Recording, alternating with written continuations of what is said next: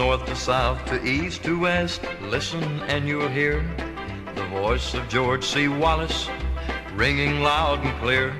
He's speaking to America, his words are wise and true. And if you really love your country, here's what you'll do. Stand up for America. Let's vote to keep it free. We're about to be destroyed by a great society. That was Stand Up for America by country singer Lamar Morris. And Dominic, he's from Alabama, like the hero of his song, George Wallace. He is indeed. So far, Dominic, in this series, and we're looking at the politics of America in 1968, we've been very much focusing on the Democrats. And today we're looking at a man who, well, I mean, he ends up running against the Democrats in the 1968 election. But he does begin as a Democrat himself, doesn't he? George Wallace, the hero of that wonderful song. He does. And that's because everybody in the South effectively was Democratic. Because obviously in the aftermath of the Civil War, the Republican Party, and in Reconstruction, it's the party of Lincoln, it's the party of occupation, it's the party of, as they would say, Union aggression. So the Republican Party is tainted, and basically to succeed in Southern political life, you have to be a Democrat. And Wallace, as you say, won office in Alabama as a Democrat, but then stands in 1968 for the so-called American Independent Party. So he is the champion of segregation, and he is one of the most significant third-party candidates in American history. He won 10 million votes and 5 southern states. So he's not an eccentric, he's not an outlier. And my view of George Wallace, Tom, is that he is one of the most significant American politicians of the 20th century. So far more significant than a lot of people who actually became president. And the reason for that is because the constituency that he finds and the themes that he makes play with establish kind of a new ideological bent for candidates, and particularly Republicans. Yeah, I think so. His campaign is often seen by political historians as an absolutely crucial moment in the transformation of the American political system. So the way in which the Republican Party becomes hegemonic in the South. But also you mentioned his themes, and we will go into his extraordinary style, his rhetorical sort of flourishes, the country music actually that he uses, the iconography, all of those things, they very obviously anticipate later candidates, and most obviously the one American politician who's been on people's minds for the last few years, and that is, of course, Donald J. Trump. We'll be exploring the parallels between Wallace's career and Donald Trump's. Well, goodness. Yeah. What a preface. Okay, so tell us about him. Who is he? And Dominic, I should warn you before you do that 1968 in America is obviously your mastermind subject. You did a doctorate on it. You've read every book going on the subject. You've been into the archives. You've uncovered original material. However, as I alerted you in the first episode, I've read a single book. Wow, amazing. Can I just quote? So this is by Luke A. Nichter, The Year That Broke Politics. And this is the guy who, even though he's not wearing a bow tie in his author photo, looks as though he should be. And he says of Wallace that he's one of the most misunderstood politicians in American history. So just throwing that into the mix, because I think... Exciting. I mean, having read your notes, Yeah. I'm slightly struggling to see how he could be misunderstood. Yes, I think Luke Nichter says that Wallace has been a little bit maligned and a bit caricatured, does he not? He does. That's very much his theme, yes. And we'll lay out some of the evidence and the listeners can make up their own minds. I think that's fair to say. Fair enough. So, Wallace was born in 1919 in a place called Clio, which is in what's called the Black Belt of Alabama, so-called the black soil, but also because it's the kind of heart of the kind of plantation system. So Clio and the area around it, incredibly poor. It was always dependent on cotton. 6 out of 10 people in that area are black. And almost half of those people in 1919 probably can't write their names. So that gives you a sort of sense of the poverty and deprivation of the area. It's an area, and it's a time period in which the shadow of the American Civil War hangs very heavy. So Wallace was brought up on the mythology of the lost cause that we did an episode about a couple of years ago. There are Confederate war memorials everywhere. There are Confederate graveyards and gravestones. The Confederate flag flies over the State House in Montgomery, Alabama. So he absolutely drinks deeply of that kind of legend. His father is poor. He's a farmer. He's a failure in the Depression. It's interesting how many of the people actually in this 1968 story, Johnson, Nixon, Wallace, Reagan. Reagan, their fathers were failures who had struggled very badly in the early years of the 20th century. Is that why Wallace is an FDR fan? I think a lot of people in the South, I wouldn't say FDR fans, but they like the social programs. They like big government, yes. So he's a paternalistic politician, I think you could say. George goes off to Tuscaloosa, to the University of Alabama Law School. I've often had criticism because I use Tuscaloosa as a kind of all-purpose sort of American generic name to mean middle of nowhere America. So it's a delight to be able to use it properly. Yeah, well done. To mean itself, because it's the home of the University of Alabama Law School. He goes there. His best thing is boxing, actually. He's a brilliant boxer. But he's a quarterback as well, isn't he? In the school football team. So he's good at sport. He's very pugnacious. Like me. No, he's nothing like you, Tom. I think it's fair to say. No, but in his sporting ability. I encourage you not to develop a parallel between yourself and George Wallace, because I want the podcast to continue. Yeah, fine. But I'm just saying on the sporting field. He's a short guy. He's very pugnacious. He's not got much money, so he works as a kind of waiter and a taxi driver while he's at university to make ends meet. And we're told in Dan Carter's brilliant biography, The Politics of Rage, that his classmates would, quote, laugh at his shiny pants, loud suits, louder ties, and desperate attempts to win friends. I think that's fair enough. In that respect, I think the parallel between Wallace and yourself is... No, I've never worn shiny pants. Is an exact one. Never, ever worn shiny pants. He is passionately interested in politics. When he was 15, he won a competition, and he really made a huge effort to win this competition, to be a page for the summer. What is a page? Sort of carrying messages. Okay. Opening, closing doors and, sort of just an attendant in the Alabama Senate. Because there's Kenneth Parcell in 30 Rock. He's a page. Right. I've never seen that. Pretty much watched them all, and I never knew what a page really is. Well, now you know. Now you know. Yeah. He's like a sort of errand boy. Right. Like a sort of office boy in the Alabama Senate. An office junior. Exactly. So politics in Alabama is, shall we say, pretty distinctive. So politics in Alabama in the 1930s is very different from politics of Stanley Baldwin's Britain, let's say. Obviously, because Alabama was a slave state and a Confederate state, it has been subject to Reconstruction and then what's called redemption. So since then, it has become a white supremacist, one-party Democratic state. I mean, that just for listeners now, that's the thing to keep in mind. The Democrats at this point in the South are very much not the woke party. They're not at all. I mean, they are the opposite. Since 1901, black citizens of Alabama have been systematically disenfranchised and they're effectively reduced to second-class status. So you have segregation, the so-called Jim Crow system. The politics that remains is dominated by the old planters, the plantation owners, and the new business interests developing at the turn of the century. And the tone of politics is aggressively populist. Politicians in the 1910s, 1920s, 1930s in Alabama will play on racism effectively and class grievances to mobilize a white electorate to win elections. But then when they're in office, they will generally govern in accordance with the kind of business interests of the state. So racism is built into the politics of Alabama. Wallace never questions it. Why would he? Most people don't. He had black neighbors, but they effectively lived a parallel life.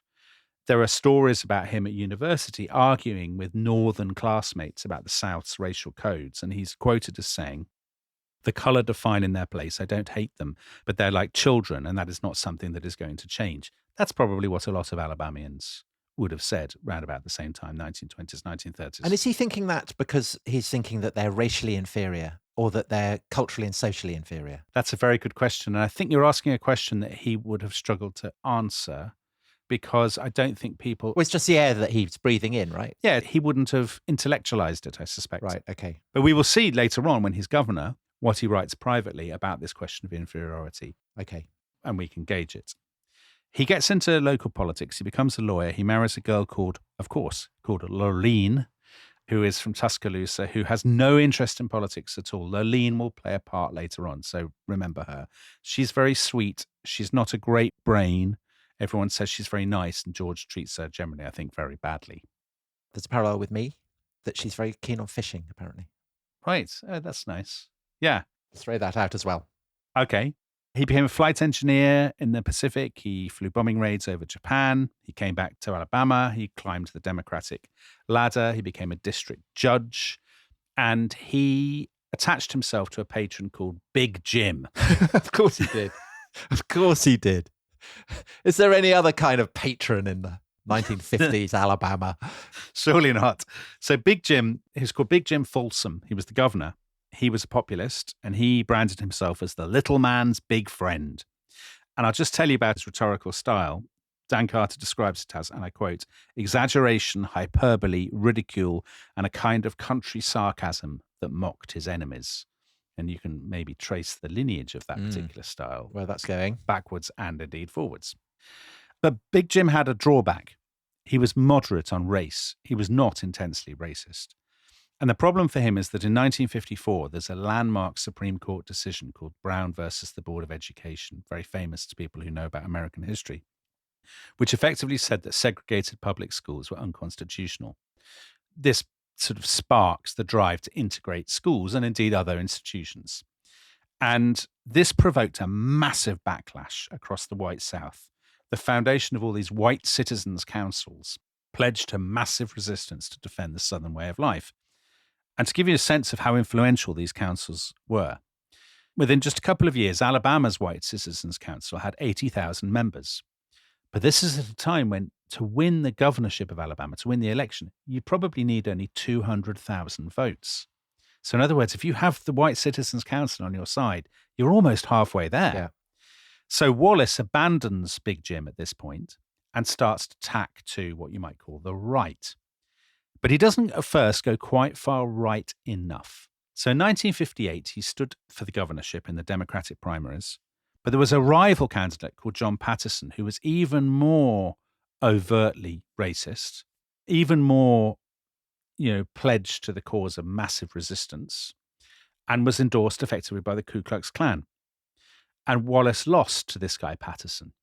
So there's a very famous statement that Wallace says to his aides afterwards. He basically says, I'm never going to be outflanked on this issue again. He expresses it in much more earthy terms than I am. He does, yeah. He says, I will always be, from this point onwards, I will make sure there is never a candidate to my right, as it were. And so in the next 4 years, he goes out of his way to win white supremacist voters. He swings well to the right on segregation. And he goes around saying to everybody, if the federal government and the courts try to integrate our schools, I will literally stand in the schoolhouse door to block it. And his radio ads, so this is 1962 governorship campaign, his radio ads pull no punches. Vote right, vote white, vote for the fighting judge. So he's the little man, the ex-boxer with the shiny pants, who is going to stand up to Washington and all of this stuff. Now, you mentioned that guy, Luke Nichter, in his book, in which he basically argues that Wallace has been maligned and people have overdone the race business, and that really he's a populist, he's an anti-government populist. He does say that. And so that notorious thing that Wallace says about not being outflanked on the right, he says is apocryphal. Yeah, it is apocryphal, but perfectly plausible that he said it. I mean, how can we be certain that but Churchill said any of the things that are attributed to him? Well, we have to use our judgment. I think it's perfectly plausible that Wallace said it. So to give you a sense of where Wallace is, his speechwriter is a guy called Asa Carter. Asa Carter had been a ferociously racist and anti-Semitic radio sort of presenter and journalist. He had founded his own Ku Klux Klan group in Alabama. This group had attacked civil rights leaders. They'd attacked Nat King Cole when he came to Alabama. Not Nat King Cole. I know, very bad form. I mean, they had beaten people up. And as a warning to what they called troublemakers, the group that Carter had founded had kidnapped a 33-year-old handyman with learning difficulties called Judge Aaron. They kidnapped him, castrated him. What? And poured turpentine over his wounds. No. Later on, as governor, Wallace pardoned some of the men. So they were caught and convicted for that? They were caught and convicted, exactly. Some of the men turned informant. They were not pardoned, but the ones who had held their silence, Wallace later pardoned them. Okay, well, that's not looking good. I have to say, Luke A. Nichter doesn't mention that. Carter is the man who co-writes Wallace's inaugural address when he becomes governor in January 1963. It's an extraordinary piece of rhetoric. So Wallace stands up there in Montgomery and he says, and I quote, "Today I have stood where once Jefferson Davis stood and took an oath to my people. It is very appropriate then that from this cradle of the Confederacy, this very heart of the great Anglo-Saxon Southland, we sound the drum for freedom. In the name of the greatest people that have ever trod this earth, I draw the line in the dust and toss the gauntlet before the feet of tyranny. And I say, segregation now, segregation tomorrow, segregation forever. Now, if you are a very conservative listener to this podcast, you might say, this isn't actually about race. This is about states' rights and freedom from federal intervention. And this is the liberty that is built into the American system and way of life. Frankly, as an outsider, I find it impossible to make that kind of call because it's so obvious to me that racism is completely built into this. I mean, the way that sort of peroration ends, segregation now, segregation tomorrow, segregation forever, I struggle to see how anybody can possibly claim that this is not about white supremacy and racism. Right. For example, there was a journalist from the North called Tony Heffernan who moved to Montgomery in 1961, spent a lot of time with Wallace. And he wrote later, he says, when we go for a drink, and I quote, we didn't talk about women. We didn't talk about Alabama football. It was race, race, race, race. Every time that I was closeted alone with him, that is all we talked about. Maybe he's exaggerating. But on the other hand, Wallace's biographers have found letters that he wrote in 1963. He was asked for his views about black-white relations. And he said the best future in his mind would be complete segregation. He said black people were predisposed to criminality because, and I quote, the vast percentage of people who are infected with venereal diseases are people of the Negro race. So they're lazy, he says, they're shiftless, but they're also, and I quote, more likely to commit atrocious acts of inhumanity such as rape, assault, and murder. So that's what he's writing, right? In private. That's in private. That's in private, exactly. Yeah. But also, how does he govern? He sets up commissions to investigate civil rights leaders, to harass them, to harass organizations that are trying to register people to vote, for example. In Dan Carter's book, he describes how Wallace systematically ignores correspondence from black Alabamians, especially if they're complaining about police brutality.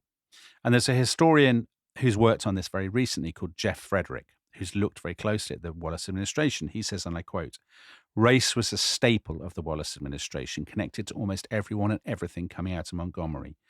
Race was used to pass legislation, to create and maintain popularity, to build a war chest for future campaigns, to instill in white Alabamians a pathological fear of blacks and the federal government, and quite simply for its own sake. Okay. The key moment for Wallace, actually, is about race in the national consciousness. So this is the summer of 1963. John F. Kennedy, he's under pressure from kind of black grassroots campaigners. He wants to push through the integration of the University of Alabama. There are two black students, Vivian Malone and James Hood, who want to enroll. And Wallace fulfills his promise. He literally stands in the schoolhouse door with all the cameras around him to denounce what he calls the usurpation of power by the central government. And that makes him a national figure for the first time, the star, the poster boy, the champion of white Southern resistance to civil rights. But just, Dominic, just to be clear, he is still a Democrat. Yes. Oh, yeah. So it's a Democrat resisting a Democrat president. You're talking about that as though you find that weird. I do find that weird.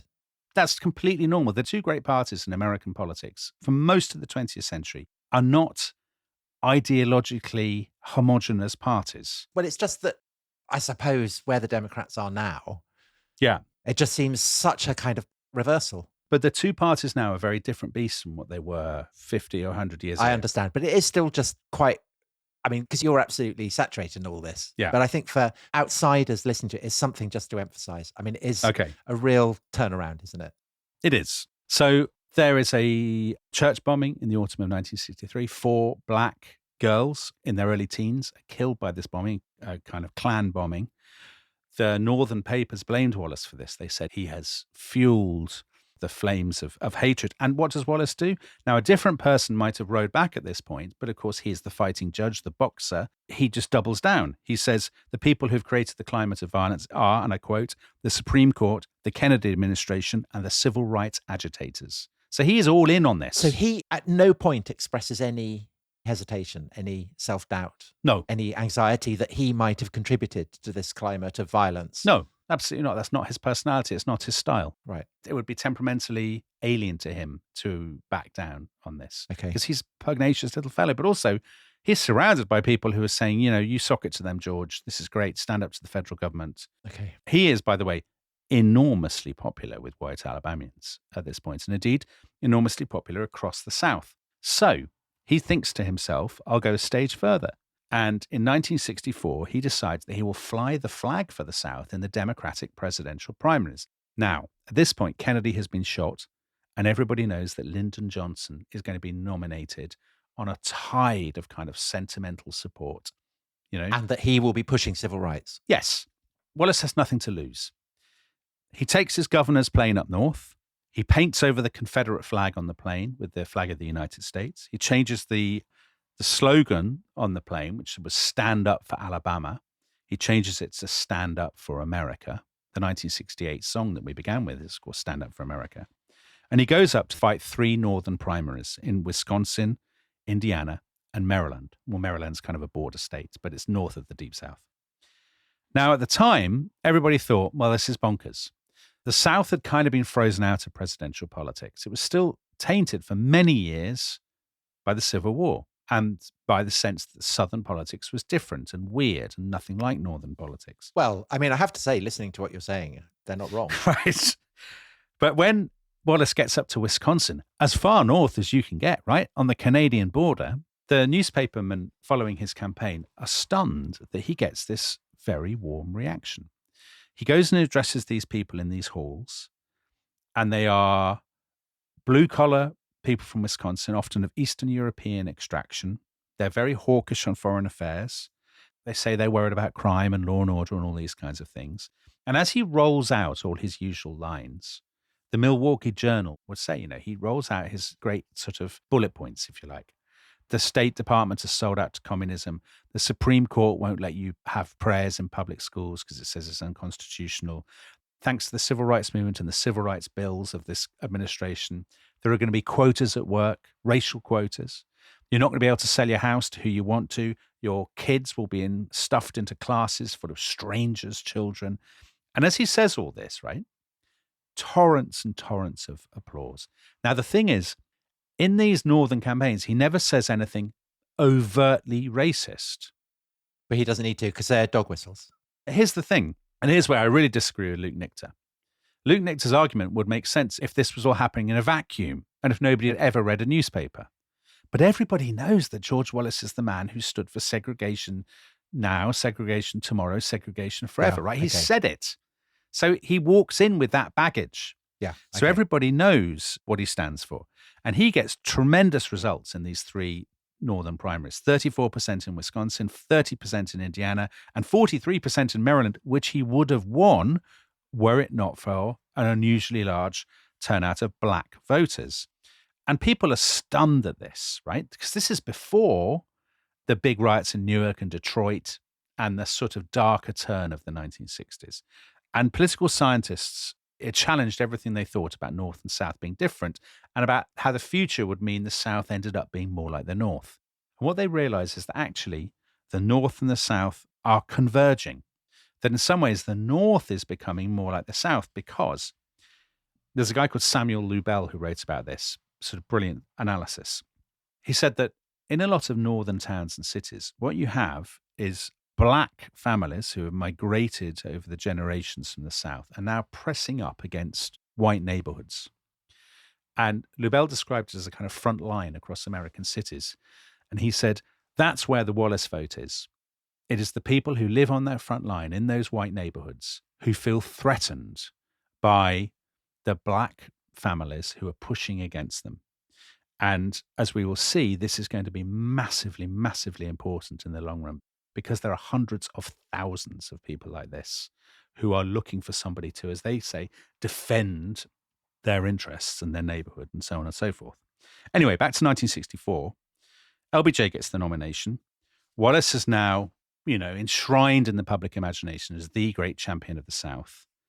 But he has a big problem. He's got a term limit, so he can't run again for governor of Alabama. Oh, he behaves very badly on this, doesn't he? He behaves appallingly. He's a bit like Putin getting Medvedev to run. Yeah, that's a good comparison. But I'm spoiling what he does, so tell people what he does. No, that's a very good comparison. So he pushes forward. I said everyone should remember her, Lurleen. Lurleen has been just a housewife all this time.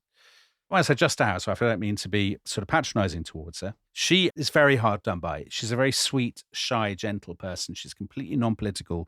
Wallace is a dog, I think it's fair to say. He's always womanizing, and everybody knows about it, and she's very hurt by it, but she would never leave him. And what is worse, in 1961, the doctors had been checking up on her, and they'd discovered something suspicious. She had cancer, effectively. And they didn't tell her. They told George, but he didn't tell her. He didn't pass on the news. That's not massively unusual.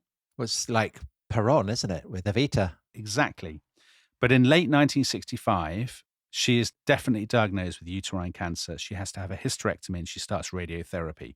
Now, this is the point at which Wallace says, by the way, you're having all this treatment.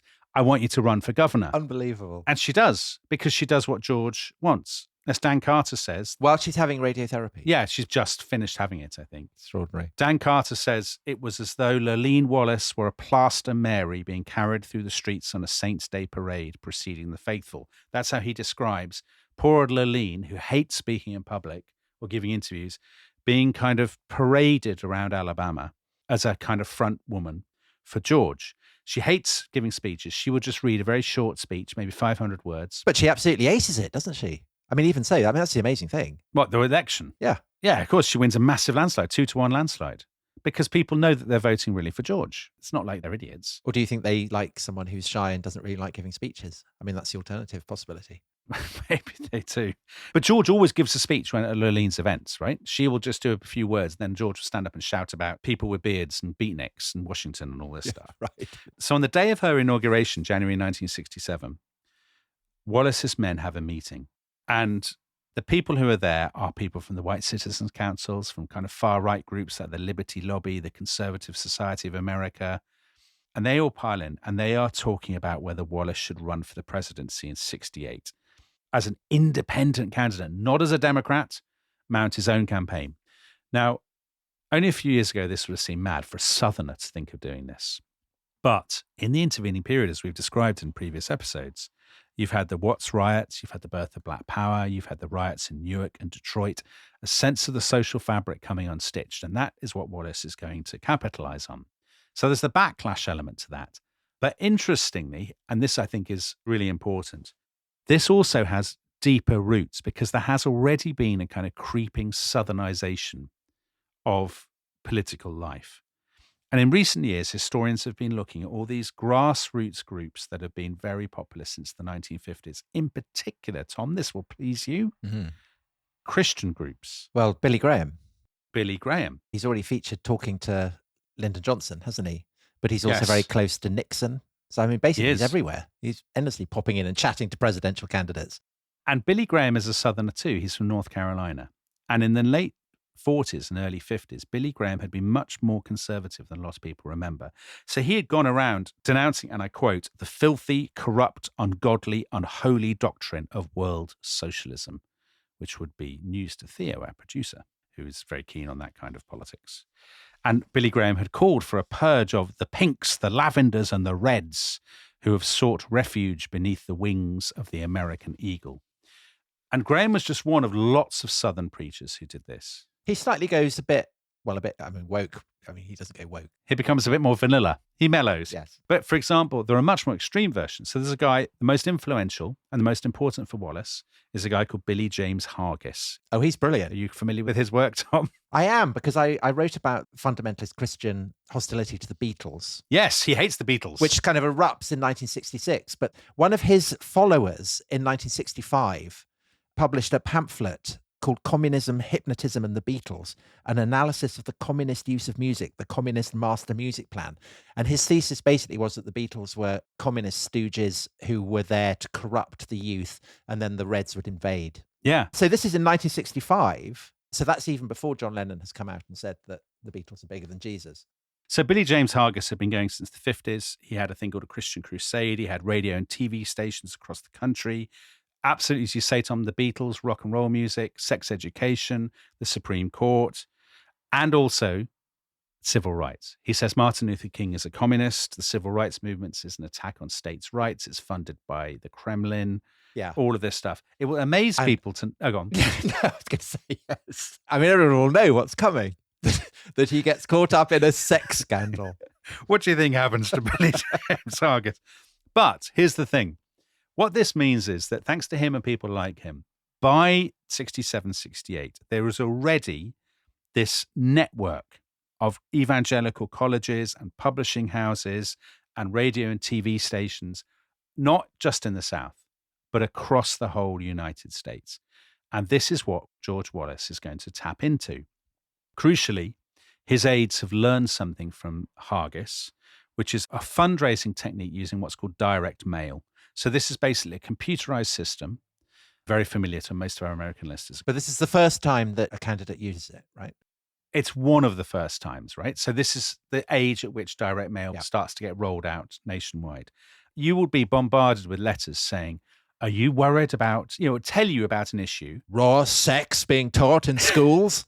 Right, Are exactly. you? Yes. I am. I'm very agitated about it. That's exactly it, Tom. Yeah. How do you feel about communists moving into your neighborhood and forcing your children to go to school with strangers' children? Are you worried about it? If so, dial 1-800-WALLACE and send us $10 now. Send us your tax dollars. Exactly. And this is a brilliant way for him, borrowing Hargis's themes, the idea of a liberal elite, a secular, godless elite in alliance with communists and with kind of swanky people on the East Coast who are undermining the morals of small-town America. With beards. It's a brilliant way for Wallace to take his themes and sort of slightly take the southern edge off them and make them national themes. And so it is that 3 months after Lurleen's inauguration, in April 1967, he goes on the top Sunday morning talk show, which is Meet the Press, NBC, and he says, I'm going to run as an independent. They say, are you a racist? No, I'm not a racist. He says, I'm fighting big government. It's nothing to do with race. And he says, and I quote, he's a brilliant populist speaker. He says, this is a campaign for the average man in the street, the man in the textile mill, the man in the steel mill, the barber, the beautician, the policeman on the beat, the little businessman. And he says, these people have been ignored for too long, and I'm going to give them a voice. And if the politicians get in the way, a lot of them are going to get run over. Goodness. Well, let's take a break. And when we come back, we'll find out if they are run over and how George Wallace does in his campaign in 1968 to become president of the United States of America.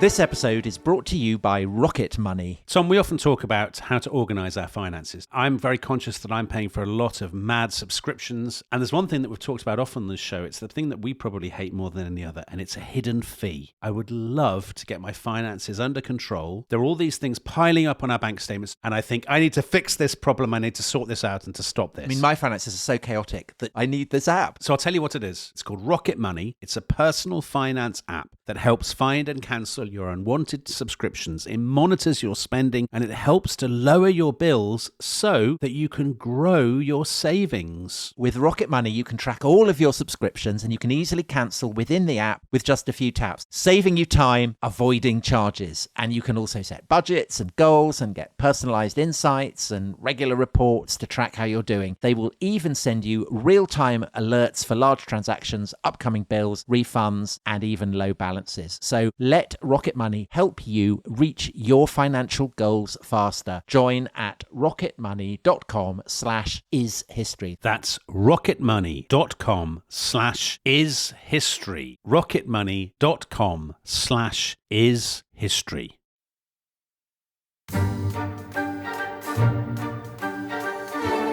It is as if somewhere, sometime a while back, George Wallace had been awakened by a white, blinding vision. They all hate black people. All of them. They're all afraid. All of them. Great God, that's it. They're all Southern. The whole United States is Southern.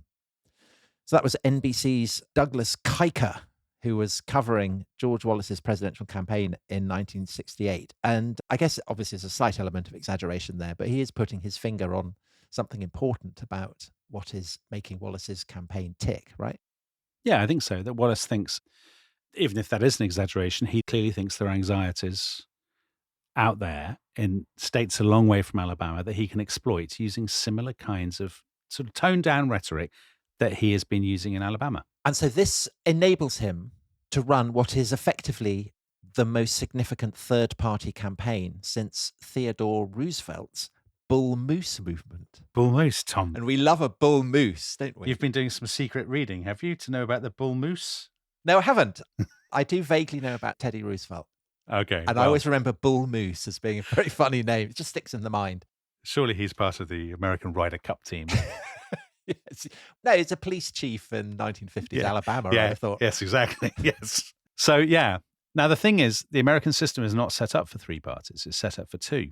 So all the different states have different sort of ballot requirements to basically stop a third-party candidate getting on the ballot.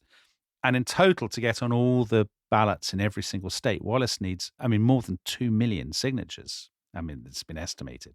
Actually, he ends up fighting all these court battles that make it a bit easier. But for example, in California, which is the biggest prize, he needs 66,000 signatures to get on the ballot. So people need to sign basically a petition. So his great focus as 1967 draws to a close is to get on that California ballot. So he's going to spend a lot of time in California. But there's a problem, a tragic problem.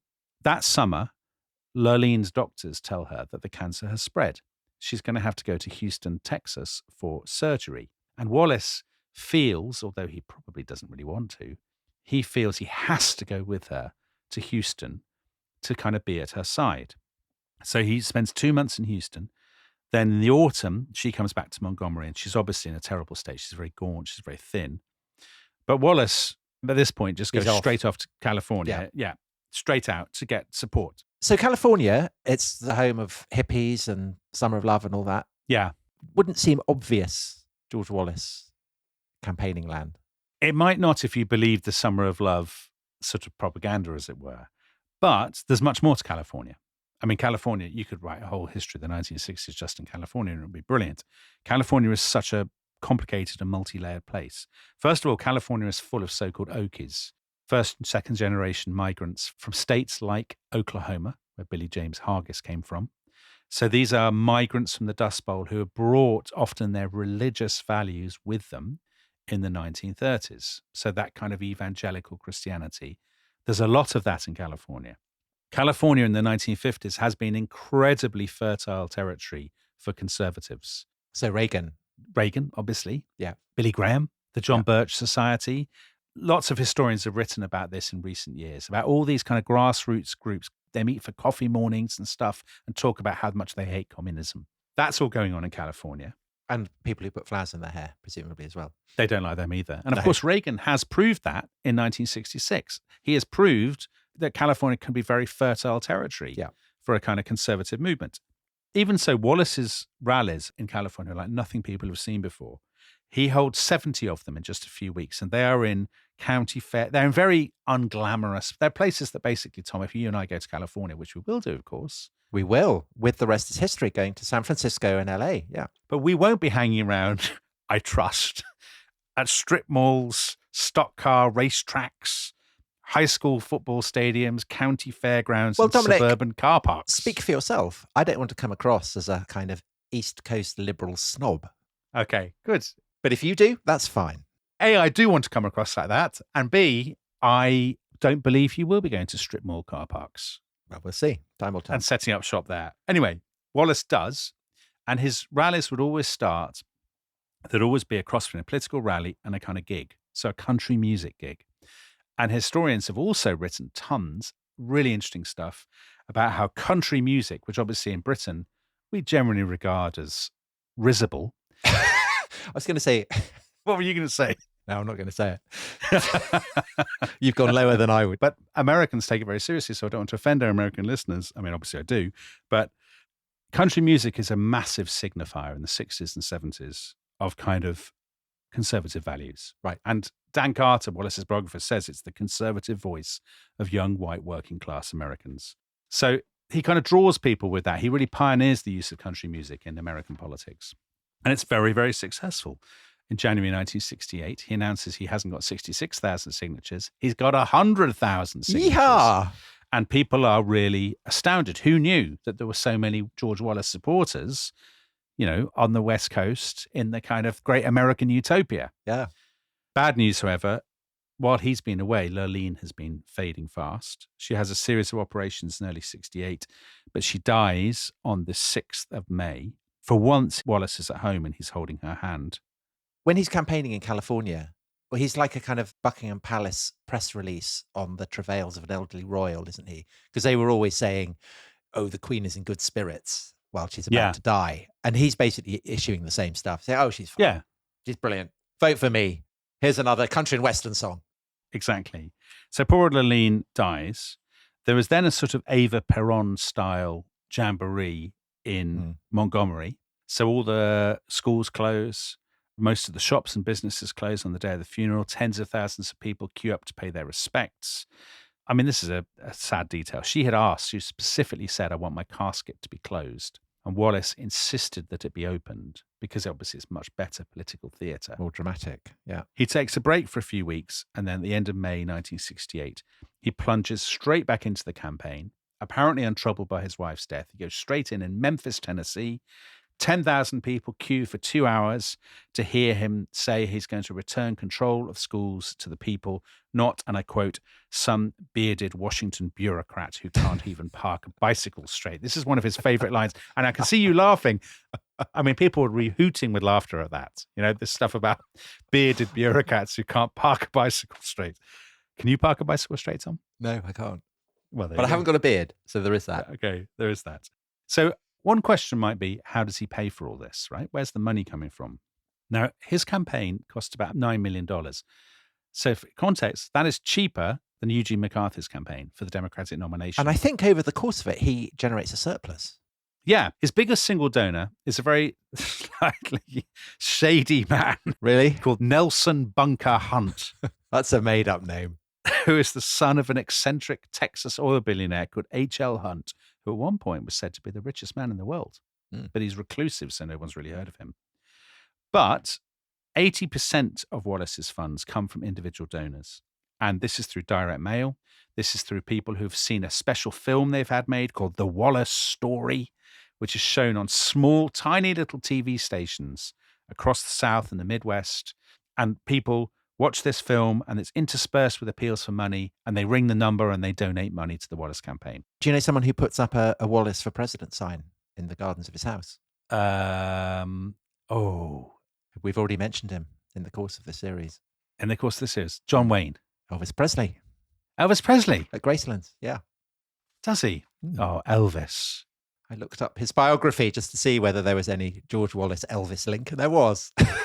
I'm sad, but not massively surprised, because I suppose Elvis is completely Wallace territory, right? I mean, he's from the right background. He's from the right state. Yeah, absolutely. Well, why do people back Wallace? What's he saying that is so powerful? What I think he does is he takes a lot of anxieties and he weaves them into a very simple, compelling populist narrative. So he takes the riots, he takes rising crime, he takes the campus protests, he takes the suffering of American GIs in Vietnam, he takes the kind of cultural change, and he basically says this is all about you being betrayed by a corrupt, secular, sort of socialist, rich elite. Make America great again, to a degree. Yes. The sort of paradigmatic Wallace quote is this. He says, you people work hard, you save your money, you teach your children to respect the law. But then when someone goes out and burns down half a city and murders someone, pseudo-intellectuals explain it away, whining that the poor rioters didn't get any watermelon to eat when they were 10 years old. That kind of watermelon touch, I think, gives you... Yeah, it's obvious at that point what he means, right? He hasn't used the words. No. He hasn't said anything racist, obviously. No. But the code is right there. And it's also quite Reagan, isn't it? I mean, that's the language that Reagan had been using. It's very similar to Reagan's language in 1966. And there's a similar kind of folksiness to it. Yes, it's absolutely. Just that Reagan is more genial, I guess. Reagan is funnier. Wallace is much keener probably than Reagan. Reagan likes to offer hope and optimism, as well as to give hippies a bit of a kicking. Wallace's speech is really just a list of enemies. And if you go through them, Washington, he always goes on about bearded, beatnik bureaucrats. He loves a bit of alliteration. And their inability to park bikes. Yes, and he always says, when I'm in the White House, I will throw them and their briefcases. He's got something about their briefcases. He doesn't like the briefcases. I'll throw all them and their briefcases into the Potomac. He doesn't like the courts, federal judges playing God. He hates universities, pointy-headed professors. And they don't know how to park bicycles straight, right? No. And the media, liberal sob sisters, intellectual morons, he calls them at the media. Now, here's where people may start to see some parallels. The press can't really decide what to do with Wallace. Do they paint him as a con man, a fraudster, or is he a fascist? Is he the Mussolini of the Deep South? So Mussolini, not Hitler. I would say Hitler at this point hasn't become the kind of the default.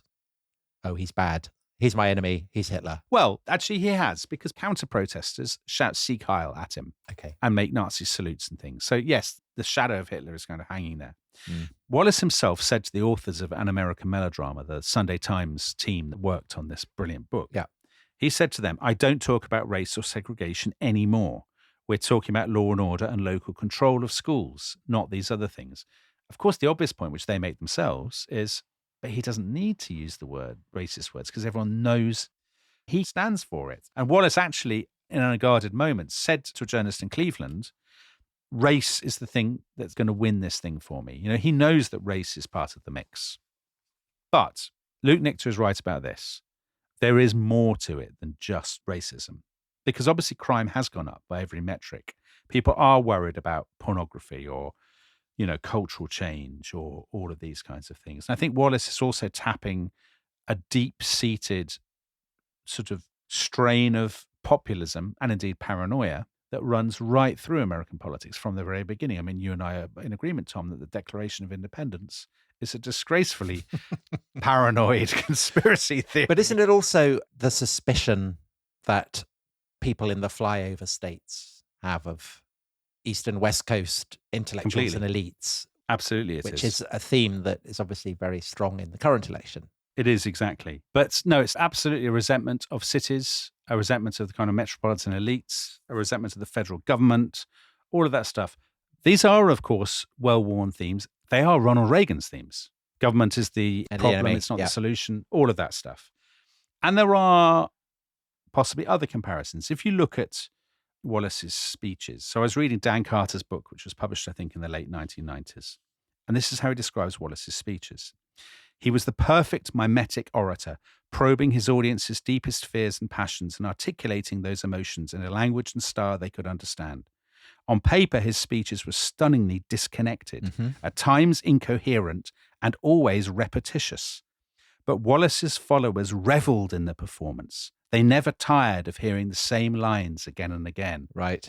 That remind you of anyone, Tom? Yes. I mean, there's also, he loves hecklers. So he would say to people when they heckled, he would say, if you shut up and take off your sandals, I will autograph one of your sandals for you as a souvenir. And there was always a kind of latent simmering violence at his rallies. So hecklers would be beaten up or people would start throwing chairs and stuff. And again, that was part of the attraction. So part of the appeal of a Wallace rally is to have your prejudices confirmed. It's partly to laugh at the enemies that you all share, but it's also this sort of sense that you're letting off steam. It's a kind of mutual performance. Yeah. The guy standing at the front and you, the crowd. I mean, I don't think listeners need me to point out that there are more recent candidates of whom exactly the same is true. Yeah. So on paper, his speeches were stunningly disconnected, at times incoherent and always repetitious. You quoted that Dan Carter on Wallace, but I mean, that is often what people report about Trump's speeches. But then actually, when you listen to the speeches that he's giving, you get a sense of the impact that these are dramatic performances. His ability to connect with his audience is not evident in the words on the page. Exactly. That it's the atmosphere, which reporters would always comment on. They'd say the atmosphere at these speeches is not like a Eugene McCarthy speech or a Hubert Humphrey speech or a Richard Nixon speech. Slightly like a Bobby Kennedy, though? Maybe there's more of a revivalist atmosphere, absolutely, at Kennedy's speeches. So that's probably the most similar of all the candidates.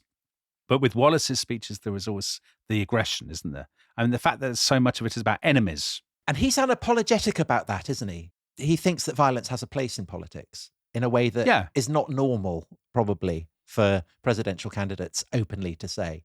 Not for presidential candidates, but is normal in the populist atmosphere of the Deep South.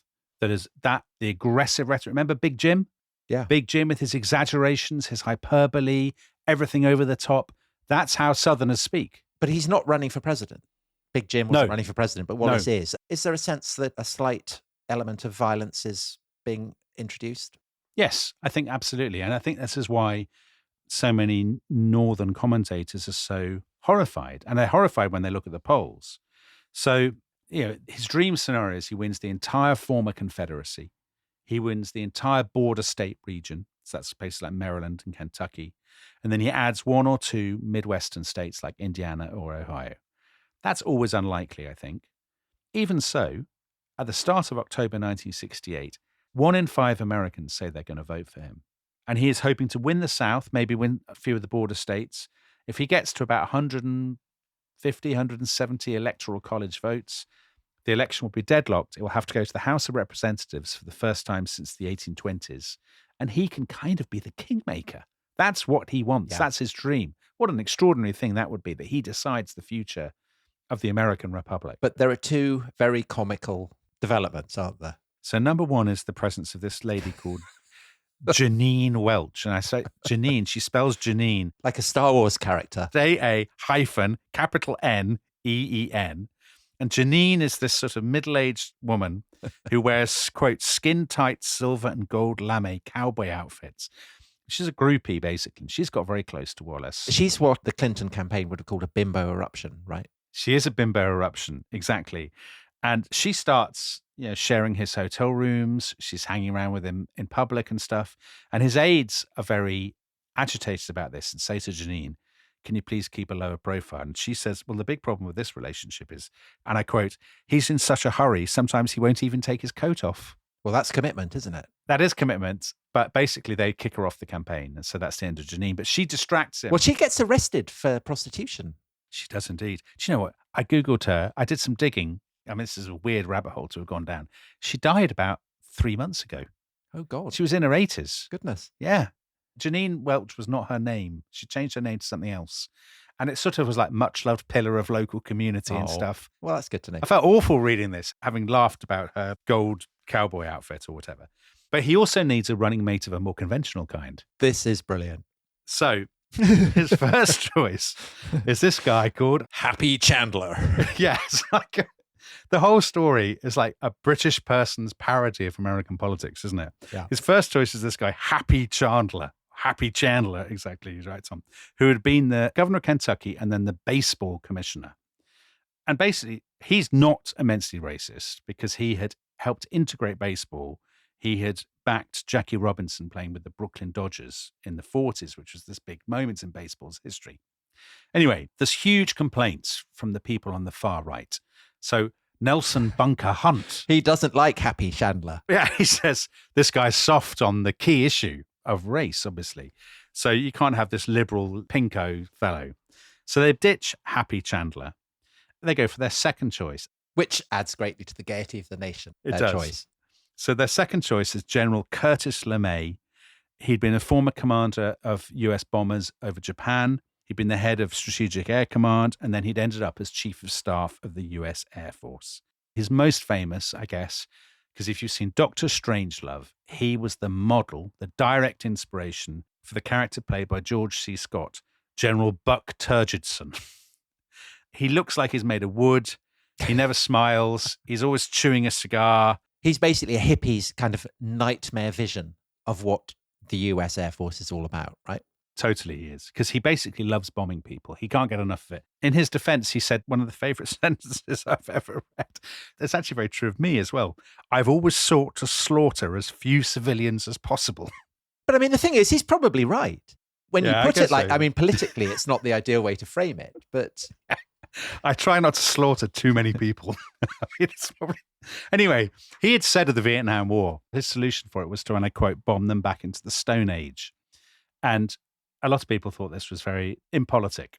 Anyway, he's been retired for a few years. Kennedy hated him because after the Cuban Missile Crisis, he said, should we just bomb Cuba anyway? Yeah. Kennedy was like, no. Anyway, he'd been thinking about voting for Nixon, but he loves the thought of being Wallace's vice president because it's his chance to, A, have a go at left-wingers in America, but also to push his pet crusade, which we shall get onto in a minute.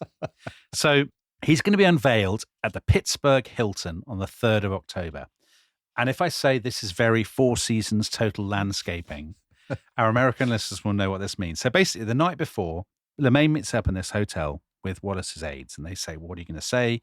And he says, "Well, obviously, I'm going to be talking about nuclear weapons." And the reason for that is that he thinks they should be used more often than they have been. That's his pitch. People have, and I quote, "a foolish phobia about them." They need to man up.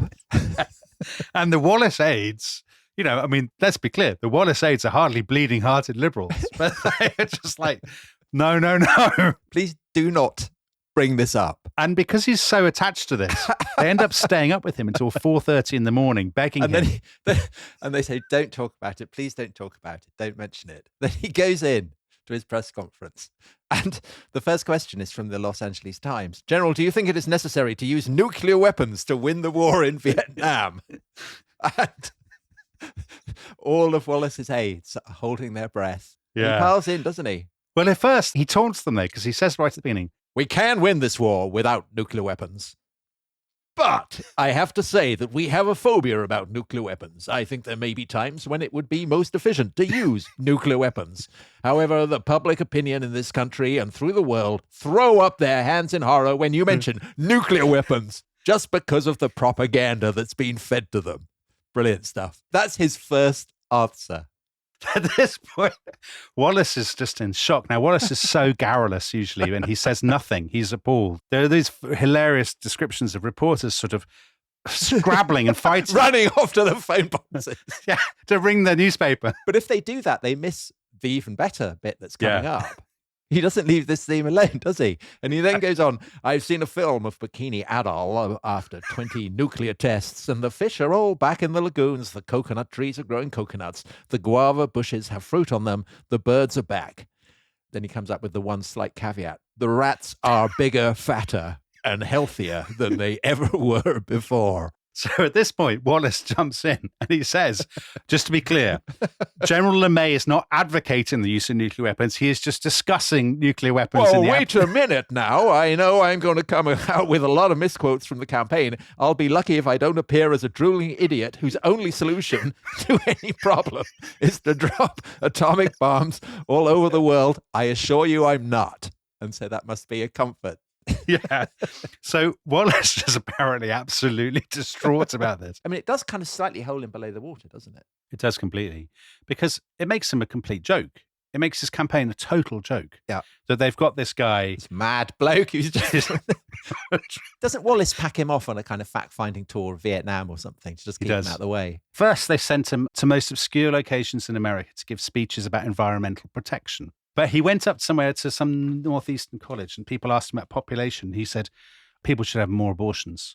That's the solution to the growing population. And if they don't, nuke them. And this obviously does not play well with Wallace's constituency at all. So it's at that point they said, send him to Vietnam and let's hope he never comes back. Yeah, brilliant. So that's really the end of General LeMay. So that's fun. But the point is, I guess, that Wallace begins, I mean, he's able to articulate people's anxieties, but he appears not the answer to disorder, but an embodiment of it.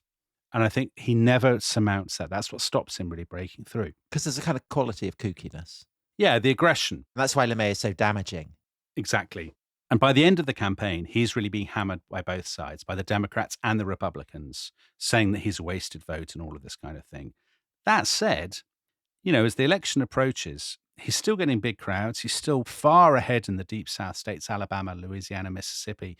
He's clearly going to win those. It's very tight in some of these other states. And everybody knows that the Wallace factor is so unpredictable that it's really impossible to call how this is going to break just before the election. I mean, he got 50,000 people on Boston Common. Okay, yeah. The epicenter of East Coast liberals. Exactly. And then the climax to his campaign, which I think reinforces the parallel with a more recent candidate, is at Madison Square Garden, 24th of October. So it's just a couple of weeks before Election Day. And this is an extraordinary scene and one that we have seen a lot of in recent years. So it's a 20,000 crowd, sellout. It's the biggest rally in New York City since FDR in 1936. There are brass bands playing patriotic songs, there's country music, but there are also Klansmen, Minutemen, American Nazi Party members. They're all demonstrating outside to show their support. There are also counter-demonstrators chanting Sieg Heil. Okay, so that's the Hitler stuff. Shouting that he's a Nazi and the police separating them.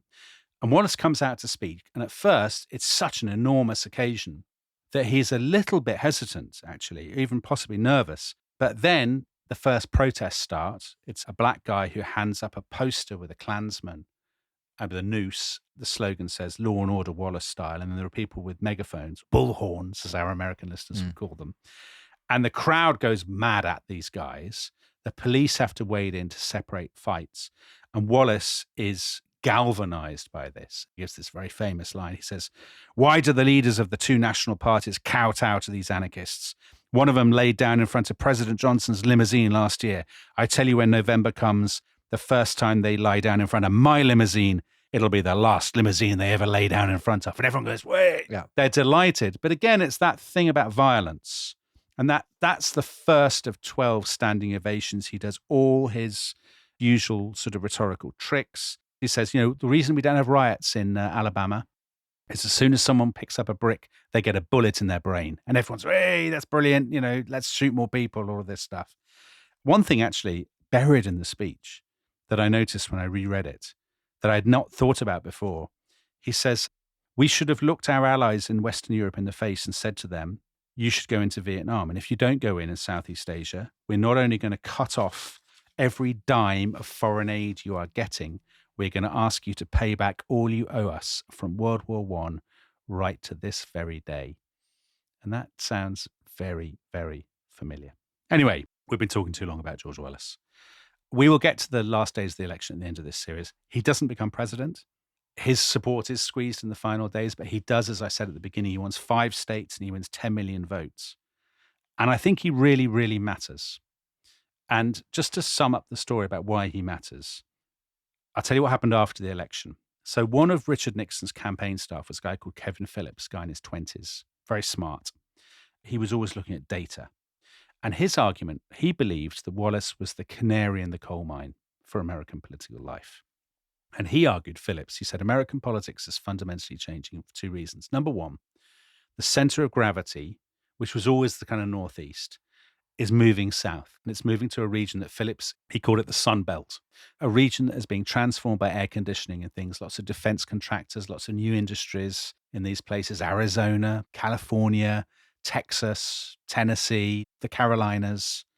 This is the heartland now. This is the battleground. And the second thing he thought was, he said, white working class voters are going to leave the Democratic Party and they're going to have to find somewhere to go. And he felt that the prize was to get people who'd voted for Wallace to make the next step and to vote Republican, to find a line that would not repel people because it was obviously racist, but it would bring in the white South and it would also bring in Italian Americans, Irish Americans, Eastern Europeans, Poles, all this stuff. And he published this in a book called The Emerging Republican Majority in 1969. And he gave a copy to Nixon. And Nixon read it and he said, brilliant, we'll do it. And a few months later, Nixon started for the first time bringing country musicians to perform in the White House. Well, there's a canary in a coal mine. There is a canary in a coal mine because, of course, it worked. In 1972, every single Wallace state voted for Nixon. In 1980, all of them except Jimmy Carter's home state of Georgia voted for Reagan. In 2000, every single one of them voted for George Bush. And in 2016 and in 2020, they voted for Donald Trump. In 1968, Norman Mailer was writing about Wallace, and he said, America might not be ready for George Wallace, but it might be waiting for a super Wallace. And Tom, I think he was right. Yeah. Well, that was brilliant, Dominic. Thanks so much. Absolutely fascinating. But listeners, the drama of 1968 in America, still a long way to go. 2 more episodes. So in our next episode, we will be in Chicago with the Democrats for one of the most dramatic and violent showdowns in American political history. So yippee. And then in our final episode, we will be looking at the election itself and Richard Nixon, who is trying to make the most dramatic comeback in American political history, perhaps. And if you can't wait for those, then you can just go to therestishistory.com and join the club and get them immediately. So until next time, goodbye. Cheerio.